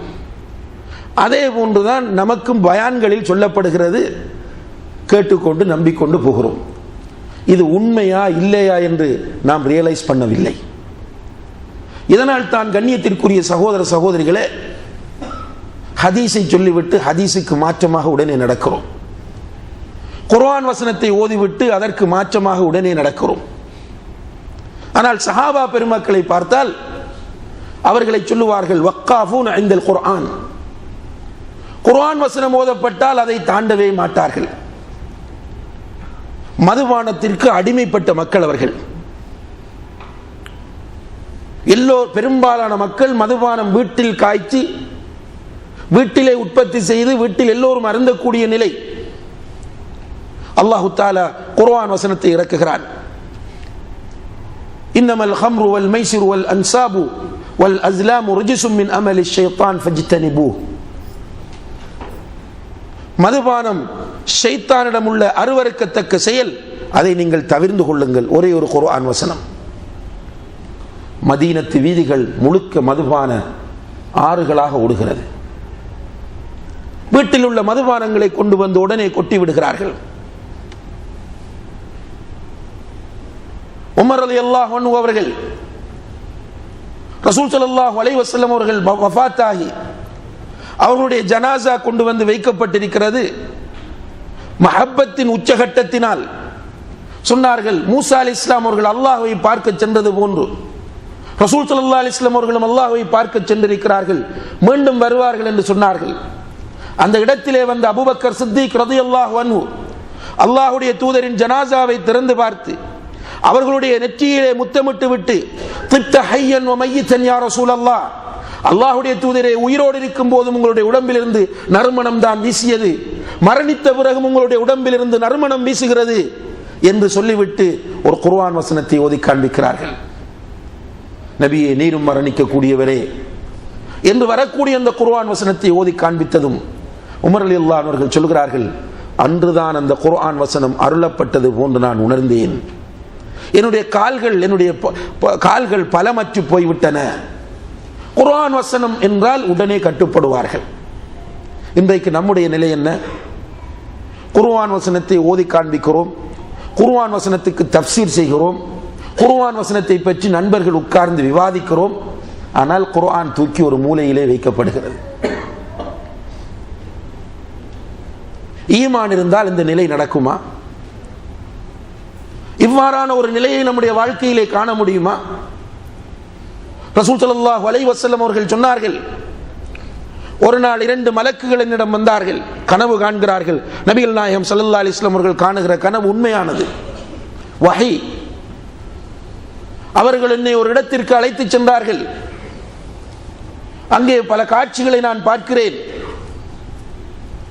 ஒவ்வொரு காட்சியையும் பார்த்து நான் அதிர்ச்சி அடைந்து இது என்ன இது என்று அழைத்து சென்ற மலக்குகளிடம் கேட்கிறேன். அதற்கு அவர்கள் இன்தலிக் இன்தலிக், போய்கொண்டிரு, இன்னும் நீ அதிசயங்களை பார்ப்பா என்று சொன்னார்கள். அப்படி காட்டப்பட்ட காட்சிகளில் ஒன்று, ஒரு மனிதர் படுத்துக் கொண்டிருக்கிறார். ஒரு மனிதர் படுத்துக் கொண்டிருக்கிறார். அவருக்கு பக்கத்திலே இன்னும் ஒரு மனிதர் நிற்கிறார். ஒரு பெரும் பாறாங்கல்லும் பக்கத்திலே கிடக்கிறது. அந்த பக்கத்திலே நிற்கிற மனிதர் அந்த பெரும் பாறாங்கல்லை தூக்கி படுக்கிற மனிதனுடைய தலையிலே போடுகிறார். போட்டதும் அவனுடைய தலை அப்படியே சிதறி விடுகிறது. ரசூலுல்லாஹி அலைஹி வஸல்லம் அவர்கள் அதிர்ந்து விட்டார்கள் இந்த காட்சியை பார்த்து. அழைத்து சென்ற மலக்குகள் இந்த காட்சிக்கு விளக்கம் சொன்னார்கள். அதாவது கல்லை தூக்கி போடுகிறார், தலை அப்படியே சிதறுகிறது, கல் உருண்டு செல்லுகிறது, தலையில் பட்ட கல் உருண்டு செல்கிறது. தூக்கி போட்டவர் அந்த கல்லின் பின்னால் சென்று அந்த கல்லை கஷ்டப்பட்டு தூக்கி கொண்டு வருகிறார். வந்து பார்த்தால் மீண்டும் அவனுடைய தலை பழையபடி நல்ல முறைக்கு வந்திருக்கிறது. மீண்டும் அவனுடைய தலையிலே தூக்கி போடுகிறார், தலை சிதறுகிறது, கல் உருண்டு செல்கிறது. இப்படி தொடர்ந்து நடந்து கொண்டே இருக்கிறது. மலக்குகள் விளக்கம் சொன்னார்கள், இவன் யார் தெரியுமா? இவன் தான் குர்ஆனை கற்றவன், குர்ஆனுடைய ஞானத்தை பெற்றவன். ஆனால் குர்ஆனுடைய சட்டங்களை வைத்துவிட்டு தொழாமல் கடமையான தொழுகைகளை நிறைவேற்றாமல் தூங்கிக் கொண்டிருந்தவன் என்று மலக்குகள் ரசூல் ஸல்லல்லாஹு அலைஹி வஸல்லம் அவர்களுக்கு சொன்ன விளக்கம் ஸஹீஹுல் புகாரியிலே பதிவு செய்யப்பட்டிருக்கிறது. இப்படி நடக்கும் என்று ஈமான் கொள்ளக்கூடிய ஒருவன் தொழுகையை தவறவிட்டு விட்டு தூங்குவானா? சகோதர சகோதரிகளே, இப்படி நடக்கும் என்பது உண்மை என்று 100% நம்பக்கூடிய ஒரு முஸ்லிம் அவனுடைய வாழ்க்கையில் ஒரு தொழுகை தவற விடுவதை அவன் பொறுத்துக் கொள்வானா என்று கேட்டால் நிச்சயமாக நடக்காது. ஆனால் நடக்கிறது. எத்தனை தொழுகைகள், ஃபர்லான எத்தனை தொழுகைகள் சாதாரணமாக சினிமா பார்த்துவிட்டு தூங்கி தொழுகையை இல்லாமல் ஆக்குகிறவர்கள், வீணாக பேசிக் கொண்டிருந்து விட்டு வேண்டும் என்று அலாரம் வைக்காமல் தூங்கி தொழுகையை வீணடிக்கிறவர்கள் வெள்ளிக்கிழமைகளிலே பார்க்கிறோம். முஸ்லிம்கள், நாங்கள் முஸ்லிம்கள் என்று மார்தட்டி கொள்ளக்கூடிய எத்தனை இளைஞர்கள், எத்தனை சகோதரர்கள் ஜும்மா தொழுகை கூட இல்லாமல் விடிய விடிய சினிமா பார்ப்பது அல்லது நண்பர்களோடு பேசிக் கொண்டிருப்பது, கரம் போன்றவற்றை விளையாடுவது, ஃபஜ்ருக்கு முன்னால் உறங்குவது, அவசர அவசரமாக எழுந்து குளித்துவிட்டு பகல் சாப்பாட்டுக்கான ஏற்பாட்டை இந்த நாடுகளிலே செய்து கொண்டிருப்பதை நேரடியாக நாம் பார்த்துக் கொண்டிருக்கிறோம். எங்கே ஈமான்? ஈமான் உள்ளவர்கள், அங்கே மறுமையிலே இப்படி ஒரு வேதனை எனக்கு இருக்கிறது என்று புரிந்து கொண்ட மக்கள் தூங்க முடியுமா? பயணம் போவதற்கு தயாரானால் நேர காலத்தோடு எழுந்து விடுகிறோம். காலையிலே அதிகாலையிலே பயணம் செய்ய வேண்டும், அதற்குரிய ஏற்பாட்டோடு எழுந்து விடுகிறோம். ஏனென்றால் அதனுடைய முக்கியத்துவம், அந்த பயணம் தவறிப்போனால் ஏற்படக்கூடிய பாதிப்புகள், இவைகளை ஈமான் கொள்கிறோம். அதனால் தான் தொழுகை தவறிப்போனால் என்ன, இதனால் என்ன ஏற்பட போகிறது? இந்த பயான்கள் எல்லாம் ஒரு கற்பனை. நம்முடைய வாய்களால் நாம் சொல்லவில்லை, நம்முடைய மனங்களாலும் எண்ணவில்லை, ஆனால் நம்முடைய நடத்தைகளால் அதைத்தான் நாம் சொல்லிக் கொண்டிருக்கிறோம். ஈமான் இருந்தால் பாவங்கள் செய்கிற போது நம்முடைய உள்ளம் பதறி போக வேண்டும், கடமைகள் விடுபடுகிற நேரத்தில் கவலை ஏற்பட வேண்டும். அதே போன்று நரகத்தை பற்றி பேசுகிற போது அழுகை வர வேண்டும். ரசூல் ஸல்லல்லாஹு அலைஹி வஸல்லம் அவர்கள் நரகத்தை பற்றி பேசுவார்கள், விலாவாரியாக சொல்ல மாட்டார்கள், நேரடியாக சொல்லுவார்கள், அந்தர்துக்கும் முன்னார், அந்தர்துக்கும் முன்னார், அந்தர்துக்கும் முன்னார், உங்களுக்கு நரகத்தை எச்சரிக்கிறேன், நரகத்தை எச்சரிக்கிறேன் என்று சொல்லும் போது சஹாபாக்கள் அழ ஆரம்பித்து விடுவார்கள். நமக்கு அதை படிக்கும் போது ஆச்சரியமாக இருக்கும். விமர்சனம் செய்கிறவர்களும் இருக்கிறார்கள், நரகத்தை அஞ்சுங்கள் என்றால் எப்படி அழுவது? ஆனால் அவர்கள் அழுதார்கள். ஏன் அழுதார்கள்? அவர்களுடைய உள்ளங்களில் ஈமான் இருந்தது, எனவே அழுதார்கள். நரகம் என்று சொல்லும் போதே குர்ஆனும் ஹதீஸும் சொல்லுகிற நரகம் அவர்களுடைய கண் முன்னால் வந்தது.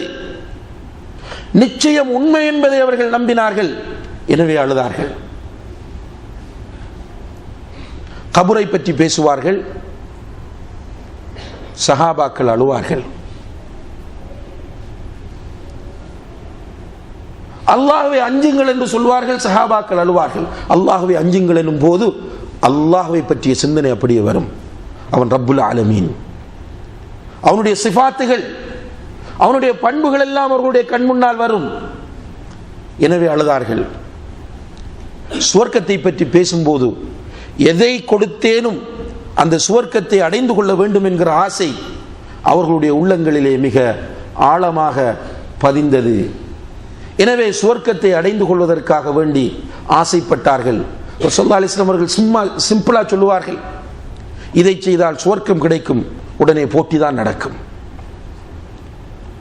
தபூக் யுத்தத்திற்காக ஏற்பாடு செய்யும் போது சொன்னார்கள், மன் ஜஹஸ ஜைஷல் உஸ்ரதி ஃபலஹுல் ஜன்னah, யார் இந்த தபூக்குடைய படையை ஏற்பாடு செய்கிறாரோ அவருக்கு சுவர்க்கம் என்றார்கள். பார்த்தால் சஹாபாக்கள் எல்லோருமே போட்டி போட்டு பங்கெடுக்கிறார்கள். உஸ்மான் ரலியல்லாஹு அன்ஹு அவர்கள் மிகப்பெரிய பணக்காரராக இருந்தார். அவர் 1000 தங்க காசுகள், ஷாமிலிருந்து வருகிற வியாபார பொருட்கள் அத்தனையும் கொடுத்தார். அபூபக்கர் சித்திக் ரலியல்லாஹு அன்ஹு அவர்கள் வீட்டில் உள்ள அனைத்தையும் கொண்டு வந்து கொடுத்தார். உமர் இப்னுல் கத்தாப் வீட்டில் உள்ள பொருட்களில் சரி பாதியை கொண்டு வந்து கொடுத்தார்.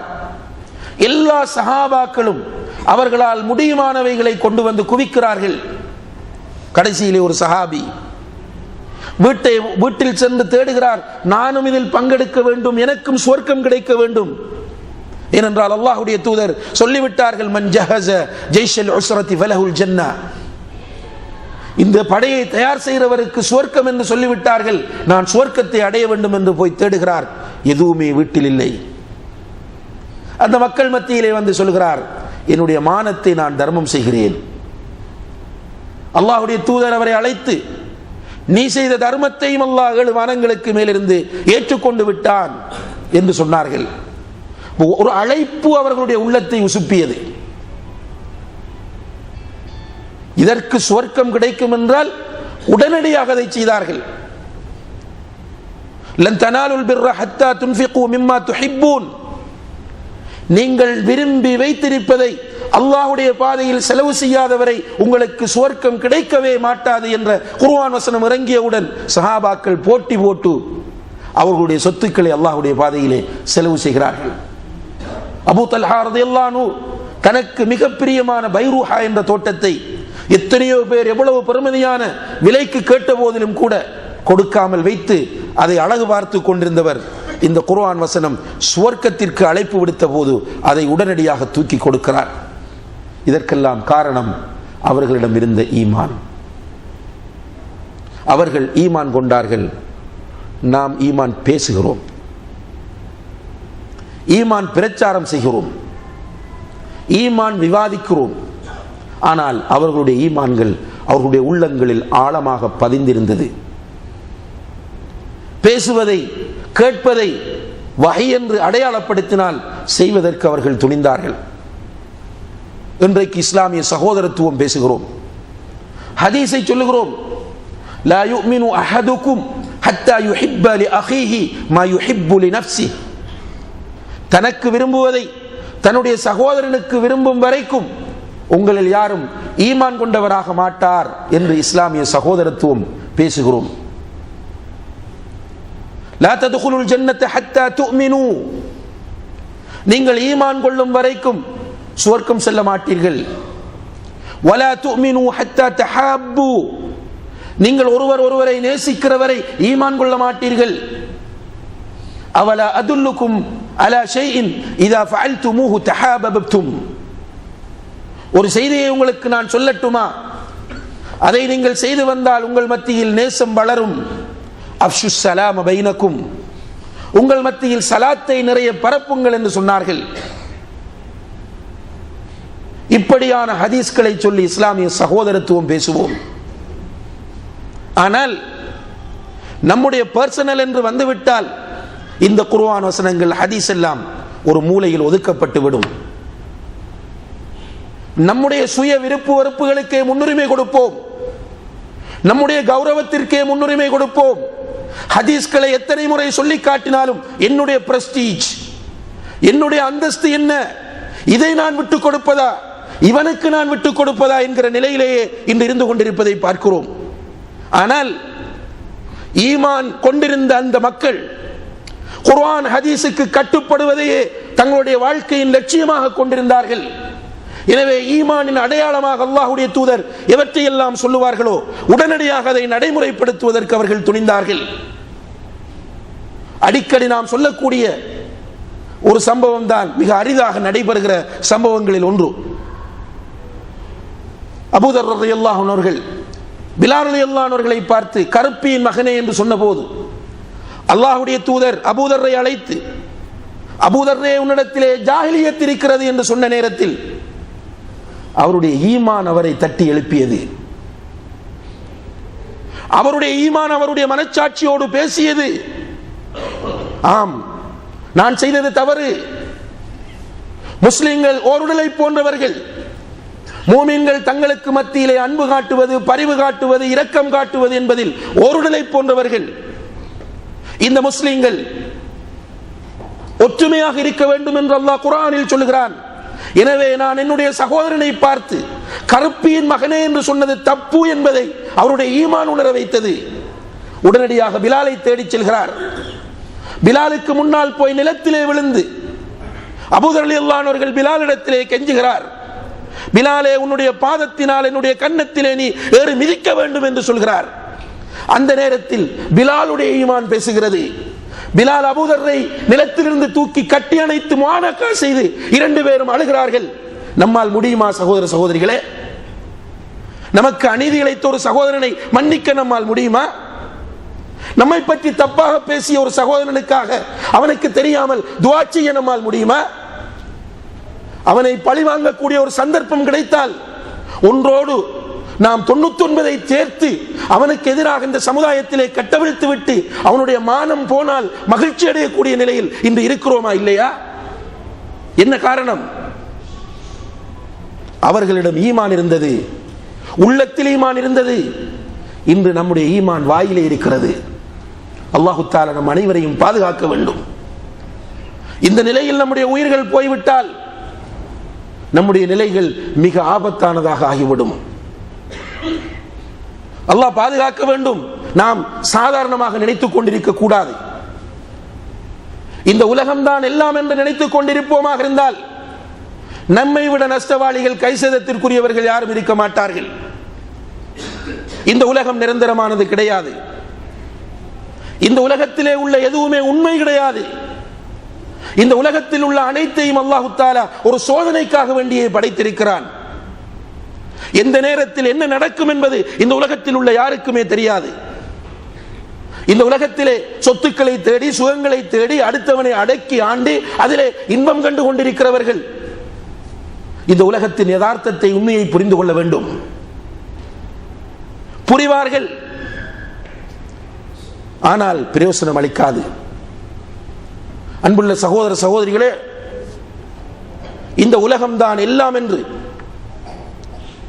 நம்பிக்கொண்டிருந்தவன், இந்த உலகத்தில் உள்ள பதவிதான் உண்மை என்று நம்பிக்கொண்டிருந்தவன், இந்த உலகத்தில் பொருளாதாரம் தான் உண்மை என்று நம்பிக்கொண்டிருந்தவன், இந்த உலக வாழ்க்கையில் கிடைக்கிற சுகம்தான் உண்மையான சுகம் என்று நம்பி மூசா அலைஹிஸ்ஸலாம் அவர்கள் போய் அட்வைஸ் பண்ணுகிறார்கள், மென்மையாக பேசுகிறார்கள். அந்த நேரத்தில் அவர்களை எடுத்தறிந்து பேசினான், அவர்களை கொலை செய்வதற்கு வந்தான். அப்போது மூசா அலைஹிஸ்ஸலாம் அவர்களுடைய ஈமானின் வெளிப்பாடு, அவர்கள் நினைக்கிறார்கள், என்னிடம் உள்ள இந்த திக்கு வாயினால் நான் பேசுவது சில நேரம் இந்த ஃபிரௌனுக்கு புரியவில்லையோ என்று நினைத்து அவன் அல்லாஹ்விடம், மூசா அலைஹிஸ்ஸலாம் அவர்கள் அல்லாஹ்விடம் துஆ செய்கிறார்கள், யா அல்லாஹ், என்னுடைய சகோதரன் ஹாரூனை நபியாக ஆக்கி வை. 2 பேருமாக போகிறார்கள். அல்லாஹ் சொல்கிறான், ஃபகூலா லஹு கௌலன் லய்யினன் லஅல்லஹு யததக்கரு அவ் யக்ஷா. 2 பேருமாக போய் சொல்லுங்கள், மென்மையாக சொல்லுங்கள், அவன் சில நேரம் படிப்பினை வருவான் அல்லது பயப்படுவான். 2 பேரும் போய் சொல்லுகிறார்கள். இந்த உலகத்தின் மீது ஈமான் கொண்டவர்களுக்கு இப்படியான உபதேசங்கள் எடுத்த எடுப்பில் பயனளிக்காது. இந்த உபதேசங்களை உல்டாவாகத்தான், தலைகீழாகத்தான் அவர்கள் சிந்திப்பார்கள். உபதேசங்கள் செய்யப்படும் போது யாருக்கோ செய்யப்படுவது போன்ற ஒரு உணர்வோடு இருப்பார்கள், அல்லது அதனை எடுத்தறிந்து பேசுவார்கள், அல்லது முடிந்த பின்னால் அதை விமர்சனம் செய்வார்கள். இந்த ஃபிரௌன் அதையும் தாண்டி அவர்களுக்கு முன்னாலேயே அவர்களை கேலி செய்கிறான். மூசா அலைஹிஸ்ஸலாம் அவர்களும் ஹாரூன் அலைஹிஸ்ஸலாம் அவர்களும் போய் சொல்லுகிறார்கள், அல்லாஹ் வானங்களுக்கு மேலே உயர்ந்துள்ளான், அந்த அல்லாஹ் உன்னை படைத்தவன், அவன்தான் உன்னுடைய ரப்பு என்று சொல்லும் போது அவனுடைய மந்திரி அமைச்சர் ஹாமானை பார்த்து சொல்கிறான், யா ஹாமான் உப்னிலி சர்ஹன் லஅல்லி அப்லுகுல் அஸ்பாப் அஸ்பாப் அஸ்ஸமாவாத் ஃபஅத்தலிஉ இலா இலாஹி மூசா. ஹாமானே, ஒரு பெரிய கோபுரத்தை கட்டு. திமிர், பணத்திமிர், அதிகார திமிர் பேசுகிறது. ஒரு பெரிய கோபுரத்தை கட்டு, வானளாவது உயர வேண்டும். அந்த கோபுரத்தில் நான் ஏறி வானத்தின் வழியே சென்று வானத்தின் மீது மூசாவுடையவும் ஹாரூனுடையும் ரப்பு இருக்கிறானாம், அவனை பார்த்து விட்டு வர வேண்டும் என்று கிண்டல் செய்கிறான். கவலையோடு 2 பேரும் திரும்பி வந்தார்கள். கடைசியிலே இவர்களை கொலை செய்வதாக அவன் முடிவெடுக்கிறான். மூசா அலைஹிஸ்ஸலாம் அவர்கள் அவர்களை ஈமான் கொண்ட மக்களோடு ஊரை விட்டு ஓடுகிறார்கள். போகிற வழியிலே கடல் குறுக்க இருக்கிறது. ஈமானில் கொஞ்சம் பலவீனமாக இருந்தவர்கள் சொன்னார்கள், மூசாவே, இன்னா லமுத்ரகூன், நாங்கள் வசமாக மாட்டிக்கொண்டோம் என்று சொன்னார்கள். மூசா அலைஹிஸ்ஸலாம் அவர்கள் ஈமானோடு இருந்தவர்கள், அவர்களுடைய ஈமானில் எந்த களங்கமும் இருக்கவில்லை. எனவே அவர்கள் மிக தெளிவாக பேசினார்கள், கல்லா இன்னமா ரப்பி சயஹ்தீன், அப்படி அல்ல, நாம் வசமாக மாட்டவில்லை, என்னோடு என்னுடைய ரப் இருக்கிறான், நிச்சயமாக அவன் எனக்கு ஒரு வழியை காட்டுவான் என்று சொன்னார்கள். சொல்லிவிட்டு நிற்கும் போது அல்லாஹு தஆலா சொன்னான், மூசாவே, உன்னுடைய கையில் இருக்கிற தடியினால் இந்த கடலில் அடி என்று.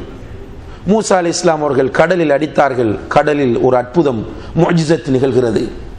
கடலில் ஒரு அழகான பாதை, அந்த பாதையில் ஏறி ஓடுகிறார்கள். இப்போது தப்பிச் சென்று கொண்டிருக்கும் போது நடுக்கடலை அவர்கள் அடைகிற போது ஃபிரௌன் கரைக்கு வருகிறான். வந்தவன் பார்க்கிறான், மூசா ஓடிச் செல்கிறான். அவன் எதையும் யோசிக்கவில்லை, அந்த பாதையிலேயே அவனும் ஓடிச் செல்கிறான். ஃபிரௌன் நடுக்கடலை அடையும் போது மூசா அலைஹிஸ்ஸலாம் அவர்கள் அடுத்த கரையை அடைந்து விட்டார்கள். எதற்காக அல்லாஹ் பாலத்தை போட்டானோ அந்த பாலத்தின் நோக்கம் முடிவடைந்து விடுகிறது. எனவே அல்லாஹு தஆலா அந்த பாதையை அப்படியே எடுத்து விடுகிறான். ஃபிரௌன் நடுக்கடலில் மூழ்கும் போது தடுமாறுகிறான். அந்த நேரத்தில் உணர்கிறான் மூசா அலைஹிஸ்ஸலாம் அவர்களுடைய உபதேசத்தை, ஹாரூன் அலைஹிஸ்ஸலாம் அவர்கள் வந்து சொன்ன நினைவூட்டல்களை உணர்ந்து அல்லாஹ்விடத்திலே, யா அல்லாஹ், உன்னை நான் இப்போது ஈமான் கொள்கிறேன் என்று கடலில் மூழ்கும் போது கெஞ்சுகிறான். அல்லாஹ் கேட்டான், ஆல் ஆன, இப்போதுதான் உனக்கு நேரம் கிடைத்ததா? அல்யௌம நுனஜ்ஜீக பிபதனிக், லிதகூன லிமன் கல்ஃபக ஆயா. இன்றைய தினம் உன்னுடைய உடலை நான் பாதுகாப்பேன், உனக்கு பின்னால் இருக்கிறவர்களுக்கு அது படிப்பினையாக அமைவதற்காக என்று அல்லாஹு தஆலா அவனுடைய உடலை பாதுகாத்து இன்றும் நம் முன்னால் வைத்திருக்கிறான். எதற்காக? உபதேசங்களை கண்டும் காணாதவர்கள் போன்று, கேட்டும் கேட்காதவர்கள் போன்று, வலது காதால் கேட்டு இடது காதால் விட்டுவிட்டு நீ பேசுவதை பேசு, மிம்பரில் நின்று நீங்கள் கத்துவதை கத்துங்கள், மேடைகளில் இருந்து நீங்கள் நினைவூட்டுவதை எல்லாம் நினைவூட்டுங்கள், நாங்கள் நினைத்தபடிதான் நடப்போம், எங்களுக்கு இந்த உலகத்தில் தான் எங்களுக்கு வெற்றி தேவை, இந்த உலகத்தில் தான் எங்களுக்கு எல்லாம் தேவை என்று இந்த உலகத்தையே ஈமான் கொண்டு இந்த உலகத்திற்காக வாழுகிற மக்கள் மலக்குல் மௌத் அலைஹிஸ்ஸலாம் அவர்களுடைய தலைமாட்டிலே வந்து யா ரூஹல் ஹபீஸா உக்ருஜி இலா சஹத்தின் மின் அல்லாஹி வ அஸாப், கெட்ட ஆத்மாவே அல்லாஹ்வுடைய தண்டனையின்பாலும் அவனுடைய கோபத்தின்பாலும் வெளியே வா என்று உயிரை அழைக்கிற நேரத்தில் ரப்பி லௌலா அഖர்தனி இலா அஜலின் கரீப் ஃபஅஸ்ஸதக வ அகும் மினஸ் சாலிஹீன், யா அல்லாஹ் கொஞ்ச நேரம் என்னை பிற்படுத்தி இந்த உலகத்திலே வாழவை, எனக்கு கொஞ்சம் அவகாசத்தை கொடு, நான் நல்லவனாக வாழுகிறேன், தொழுவேன், நோன்பு நோட்பேன், ஜக்காத்து கொடுப்பேன், ஹராமான காரியங்களில் ஈடுபட மாட்டேன், குர்ஆனுக்கு கட்டுப்படுவேன், ஹதீஸுக்கு கட்டுப்படுவேன் என்று அந்த நேரத்தில் அல்லாஹ்விடம் கெஞ்சுவான். ஆனால் எந்த பயனும் கிடைக்காது என்று அல்லாஹ் குர்ஆனிலே சொல்கிறான். அப்படியான ஒரு நிலை நம்மில் யாருக்கும் வந்துவிடக் கூடாது. அல்லாஹு தஆலா நம் அனைவரையும் பாதுகாக்க வேண்டும். ஈமான் கண்ணியத்திற்குரிய சகோதர சகோதரிகளே, அல்லாஹ் தந்திருக்கிற மிகப்பெரிய ஒரு பாக்கியம், மிகப்பெரிய ஒரு நிஅமத். உங்களுக்கு கோடிகளுக்கு மேல் ட்ரில்லியன் கணக்கில் அல்லாஹ் தந்தாலும் இந்த ஈமானுக்கு ஈக்குவலாக அது வராது. இந்த உலகத்தையே அல்லாஹ் உங்களுடைய காலடியில் கொண்டு வந்து போட்டாலும் ஒரு பேமெண்டிலே படுக்கிற ஒரு பிச்சைக்காரனுடைய உள்ளத்திலே உள்ள ஈமானுக்கு நிகராக அது வரமாட்டாது. ஈமான் தான் ஒரு முஸ்லிமை பொறுத்தவரையில், ஒரு மனிதனை பொறுத்தவரையில் அவனுக்கு கிடைத்த மிகப்பெரிய ஒரு கிஃப்ட். இந்த ஈமானை பாதுகாத்துக் கொள்வதற்கு நாம் எல்லோரும் முயற்சி செய்ய வேண்டும். இந்த ஈமான் நன்மைகள் செய்கிற போது அதிகரிக்கும், நன்மைகளை குறைக்கிற போதும் பாவங்களை செய்கிற போதும் இந்த ஈமான் பலவீனம் அடையும். இந்த ஈமானை பலவீனமான நிலையில் விட்டு விடுவோமாக இருந்தால் அப்படியே குறைந்து குறைந்து நம்மை நரகத்தில் கொண்டு போய் ஷைத்தான் தள்ளிவிடுவான். ரசூல் ஸல்லல்லாஹு அலைஹி வஸல்லம் அவர்கள் சொன்னார்கள், இன்னல் ஈமான லா யக்லகு ஃபீ ஜௌஃபி அஹதிக்கும் கமா யக்லகு ஸௌப். ஆடைகள் இத்துப் போவது போன்று ஈமானும் உங்களுடைய உள்ளங்களில் இத்துப் போகும். ஃபஸ்அலுல்லாஹ அன் யுஜத்திதல் ஈமான ஃபீ குலூபிக்கும். உங்களுடைய உள்ளங்களில் ஈமானை புதுப்பித்து தருமாறு அல்லாஹ்விடம் துஆ செய்யுங்கள் என்று சொன்னார்கள். எனவே கண்ணியத்திற்குரிய சகோதர சகோதரிகளே, ஈமானுடைய பெருமதியை புரிந்து கொண்டு அல்லாஹ்விடத்திலே ஈமானுக்காக அழுது துஆ செய்ய வேண்டும். யா அல்லாஹ், என்னுடைய ஈமான் குறைந்திருப்பதை நான் உணர்கிறேன், பாவங்களில் இன்பம் காணுகிறேன், இபாதத்துக்களில் சோர்வடைகிறேன், அடுத்த சகோதரன் மீது பொறாமையும் பெருமையும் கொள்கிறேன், உள்ளம் தூய்மையற்ற நிலையில் இருப்பதை உணர்கிறேன். யா அல்லாஹ், என்னுடைய ஈமான் பலவீனம் அடைந்திருப்பதை நான் அனுபவிக்கிறேன், என்னுடைய ஈமானை புதுப்பித்து உறுதிப்படுத்தி தந்து விடுவாயாக என்று அல்லாஹ்விடத்திலே அழுது கெஞ்சி துஆ செய்யக்கூடியவர்களாக நாம் மாற வேண்டும். அதே போன்று நம்முடைய நண்பர்கள் நமக்கு ஈமானை நினைவுபடுத்துகிற நண்பர்களாக மாற வேண்டும். ரசூல் ஸல்லல்லாஹு அலைஹி வஸல்லம் அவர்கள் சொன்னார்கள், லா துசாஹிப் இல்லா முஃமினா, மூமினை தவிர வேறு யாரையும் உன்னுடைய நண்பராக ஆக்கிக் கொள்ளாதீர் என்று சொன்னார்கள். நம்முடைய சகோதரனை, நம்முடைய நண்பனை பார்க்கும் போது நம்முடைய ஈமான் அதிகரிக்க வேண்டும். அந்த சகோதரன், சஹாபாக்கள் ஒருவர் ஒருவரை பரஸ்பரம் மாறி மாறி அழைப்பார்களே, தஆல் இஜ்லிஸ் நுமின் சாஆ, வாருங்கள் உட்கார்ந்து ஒரு மணி நேரம் நம்முடைய ஈமானை புதுப்பிப்போம் என்று அழைப்பார்களே, அப்படியான நண்பர்களை நமக்கு நண்பர்களாக ஆக்கிக் கொள்ள வேண்டும். நம்மிடத்திலே ஜாஹிலியத்தையும் ஆபாசத்தையும் ஹராத்தையும் அறிமுகப்படுத்தி நம்முடைய ஈமானை இழக்கச் செய்கிறவர்களை நம்முடைய நண்பர்களாக ஆக்கிக் கொள்ளாமல் நாம் நம்முடைய ஈமானை புதுப்பிக்க செய்கிற நண்பர்களை நம்முடைய நண்பர்களாக ஆக்கிக் கொள்ள வேண்டும். அதே போன்று நம்முடைய சூழல் ஈமானை புதுப்பிக்கக்கூடிய ஒரு சூழலாக ஆக்கப்பட வேண்டும். நம்முடைய ஈமானை பாதுகாக்கிற ஒரு சூழலாக ஆக்கப்பட வேண்டும். சஹாபா பெருமக்கள், சலஃபு சாலிஹீன்கள் அவர்களுடைய வீடுகள் மஸ்ஜிதுக்கு அருகாமையிலே வர வேண்டும் என்று ஆசைப்படுவார்கள். ஏனென்றால் அப்படியான ஒரு சூழலில் இருக்கும்போது நம்முடைய ஈமானை பாதுகாத்துக் கொள்ளலாம். அதிலும் குறிப்பாக கண்ணியத்திற்குரிய சகோதர சகோதரிகளே, நபிகள் நாயகம் ஸல்லல்லாஹு அலைஹி வஸல்லம் அவர்கள் எச்சரிக்கை செய்த ஒரு காலத்திலே நாம் எல்லோரும் வாழ்ந்து கொண்டிருக்கிறோம். ரசூல் ஸல்லல்லாஹு அலைஹி வஸல்லம் அவர்கள் சொன்னார்கள், யஅதி அலன் நாஸி ஸமான் அல் முத்தமஸ்ஸிகு லிதீனிஹி கல் காபிது அலல் ஜமர். ஒரு காலம் வரும், அந்த காலத்தில் மார்க்கப்பற்றுடன் வாழ்வது என்பது கையில் நெருப்பு தணலை வைத்திருப்பது போன்று இருக்கும் என்று சொன்னார்கள். அப்படியான ஒரு காலத்திலே வாழ்ந்து கொண்டிருக்கிறோம். சபையிலே உட்கார்ந்து பேசிக் கொண்டிருக்கும் போது ஈமான், தக்வா, மறுமை, நரகம், சுவர்க்கம் என்ற உணர்வுகள் வருகிறது. சமூகத்தில் நுழைந்து விட்டோமாக இருந்தால் உடனடியாக அந்த ஸ்பிரிட் அப்படியே இறங்கி விடுகிறது. இப்படியான ஒரு சமூகத்தில் வாழ்ந்து கொண்டிருக்கும் போது நம்முடைய சூழலை நாம் ஈமானிய சூழலாக ஆக்கிக் கொள்ள வேண்டிய தேவை கண்டிப்பாக இருக்கிறது. நன்றாக மனதிலே ஆழமாக நாம் பதித்துக் கொள்ள வேண்டும். சகோதர சகோதரிகளே, மௌத் எப்போதும் வரும். எந்த நேரத்திலும் எந்த வடிவத்திலும் மௌத் வரலாம். நம்முடைய ஈமானை நாம் பாதுகாத்துக் கொள்ள வேண்டுமாக இருந்தால் மௌத்தை அதிகமாக நினைக்க வேண்டும். ரசூல் ஸல்லல்லாஹு அலைஹி வஸல்லம் அவர்கள் சொன்னார்கள், அக்ஸிரு மின் ذிக்ரி ஹாதிமில் லஸ்ஸாத்.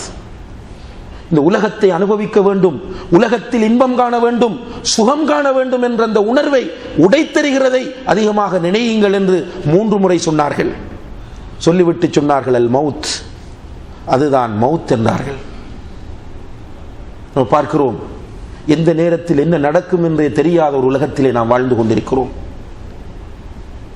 சில நாட்களுக்கு முன்னால் ரியாத்திலே இடம்பெற்ற அந்த ஆக்சிடென்ட் 20 பேருக்கும் அதிகமானவர்களுடைய உயிரை கொண்டு சென்றது.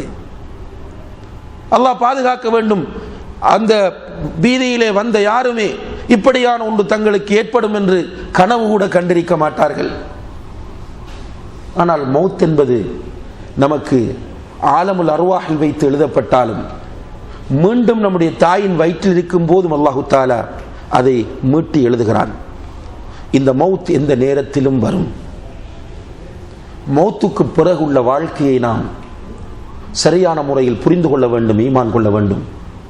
நாம் பெரிய ஒரு கோடீஸ்வரனாக இருக்கலாம், சமூக செல்வாக்குள்ள ஒருவனாக இருக்கலாம், நமக்கு பின்னால் ஒரு பட்டாளமே இருக்கலாம், நமக்கு நிறைய சொத்துக்கள் இந்த உலகத்திலே காணப்படலாம். மௌத்தான பிறகு கபருக்குள் எது கொண்டு செல்லப்படுகிறது சகோதரர்களே? கபருக்குள் கோடீஸ்வரனுக்கும் அந்த கஃன் துணிதான், ஏழைக்கும் அதே கஃன் துணிதான். அதனால் தான் அல்லாஹ்வுடைய தூதர் ஸல்லல்லாஹு அலைஹி வஸல்லம் அவர்கள் ஈச்ச ஓலையினால் செய்யப்பட்ட கட்டிலிலே படுத்தெழும்பி சஹாபாக்கள் மத்தியிலே தோன்றும் போது உமர் ரலியல்லாஹு அவர்கள் போன்ற சஹாபாக்கள் அந்த காட்சியை பார்த்து அழுத நேரத்தில் எந்த வருத்தமும் இல்லாமல் அல்லாஹ்வுடைய தூதர் சொன்னார்கள், மாலி வலி துன்யா, எனக்கும் இந்த உலகத்திற்கும் என்ன தொடர்பு இருக்கிறது? இன்னமா மஸலி வ மஸலு துன்யா கமஸலி ராகிபின் இஸ்ததல்ல தஹ்த ஷஜரா. எனக்கும் இந்த உலகத்திற்கும் இடையில் உள்ள தொடர்பு ஒரு மர நிழலில் ஓய்வெடுத்த பயணியை போன்றுதான் என்று சொன்னார்கள். இதுதான் நம்முடைய உலக வாழ்க்கையின் உண்மை நிலை. இதை சரியாக நாம் புரிந்து கொண்டோமாக இருந்தால் நிச்சயமாக நாம் அல்லாஹ் நமக்கு தந்திருக்கிற இந்த மிகப்பெரிய நிஅமத்தாகிய இந்த ஈமானை பாதுகாக்க வேண்டும், ஈமானை பலப்படுத்த வேண்டும். இதற்கு என்ன செய்ய வேண்டும் என்றெல்லாம் இரவு பகலாக சிந்திப்போம். ஒரு பெண் குழந்தை பிறந்து விட்டால் அந்த பெண் குழந்தைக்கு வீடு கட்ட வேண்டும், அல்லது அந்த பெண் குழந்தைக்கு நகை தேட வேண்டும், அந்த பெண் குழந்தையின் எதிர்காலத்தை எப்படி செய்வது, அல்லது பிள்ளைகளை எப்படி வளர்ப்பது என்று இரவு பகலாக திட்டமிட்டு கொண்டிருக்கிறோமே. இதைவிட அதிகமாக ஈமான் என்ற இந்த கிஃப்டை, இந்த நிஅமத்தை பாதுகாப்பதற்கு ஈமானை புரிந்து கொண்ட மக்கள், இந்த உலக வாழ்க்கைக்கு பிறகுள்ள வாழ்க்கையை ஈமான் கொண்ட மக்கள் நிச்சயமாக தங்களை தயார்படுத்துவார்கள் என்பதில் எந்த விதமான சந்தேகமே கிடையாது. எனவே நம்முடைய ஈமானை பலப்படுத்துவதற்கு நல்ல சூழல் நமக்கு அவசியம். நம்மோடு எப்போதும் அடுத்தவர்களுடைய குறைகளை பேசுகிற, அடுத்தவர்களை பற்றி மோசமாக விமர்சித்துக் கொண்டிருக்கின்ற, அடுத்தவர்களை குற்றவாளிகளாக காட்டுகின்ற, பாவங்களை நன்மைகளாக சித்தரிக்கின்ற இந்த மக்களோடு நாம் சேர்ந்து விடக்கூடாது. இப்படியான சூழலில் இருந்து நாம் ஒதுங்கிவிட வேண்டும். யாரெல்லாம் நம்முடைய கண் முன்னால் நம்முடைய தவறுகளை நமக்கு சுட்டி காட்டுகிறார்களோ அவர்களை நாம் நேசிக்க வேண்டும். யாரெல்லாம் நமக்கு நன்மையை ஏவுகிறார்களோ தீமையை தடுக்கிறார்களோ அந்த மக்களுடைய சகவாசத்தை நாம் அதிகமாக ஆசை வைக்க வேண்டும். இப்படியான ஒரு சூழல் எனக்கு தேவை என்று நாம் விரும்ப வேண்டும். குறிப்பாக அன்புள்ள சகோதரர்களே, இந்த வெளிநாடுகளிலே வாழக்கூடிய நம்மை பொறுத்தவரையில் இப்படியான சென்டர்களோடு நெருக்கமான தொடர்பை நாம் ஏற்படுத்த வேண்டும். இவ்வாறான அல்லாஹ்வையும் அல்லாஹுடைய தூதரையும் நினைவூட்டக்கூடிய, மறுமையை நினைவூட்டக்கூடிய இந்த மஜ்லிஸுகளிலே நாம் ஆர்வம் காட்ட வேண்டும். ரசூல் ஸல்லல்லாஹு அலைஹி வஸல்லம் அவர்கள் சொன்னார்கள், இதா மரர்தும் பி ரௌதத்தின் மின் ரியாதில் ஜன்னah ஃபர்தஉ, சுவன பூங்காக்களில் ஏதாவது ஒன்றை நீங்கள் தாண்டி சென்றால் அதில் மேய்ந்து விட்டு செல்லுங்கள் என்றார்கள். சஹாபாக்கள் கேட்கிறார்கள், வமா ரியாதுல் ஜன்னதி யா ரசூலல்லாஹ், அல்லாஹ்வுடைய தூதரே சுவன பூங்கா என்று எதை நீங்கள் குறிப்பிடுகிறீர்கள் என்று கேட்டார்கள்.